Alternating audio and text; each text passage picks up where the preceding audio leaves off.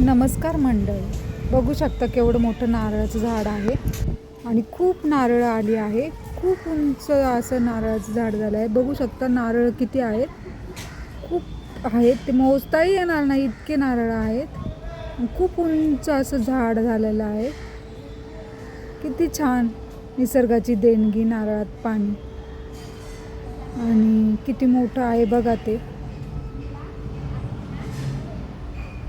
आणि किती उंचावर असं नारळ आहे.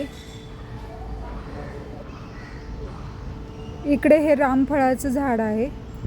रामफळ आलेले आहेत, असंख्य रामफळ आलेले आहे. बघू शकता, मोजताही येणार नाही, खूप आहेत तिथे रामफळ. आणि ते मोठमोठे झाले आहेत, पिकले आहेत, काढण्याजोगे झाले आहेत. आणि ते देखील खायला खूप छान लागतात.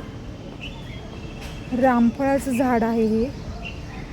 तुम्ही कधी पाहिले नसेल तर असं रामफळाचं झाड असतं आणि असे रामफळ असतात. इकडे फणस आहे, फणसाचं झाड आहे.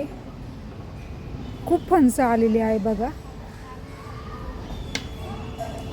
आणि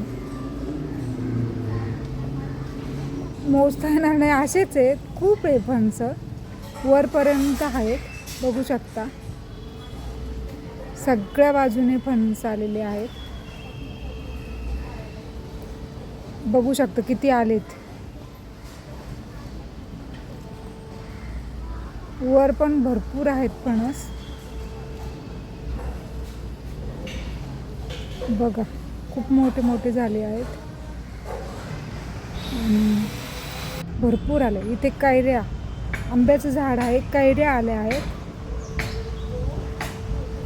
बघा, आंब्याचं छोटंसंच झाड आहे, पण कैऱ्या किती आलेल्या आहेत त्याला.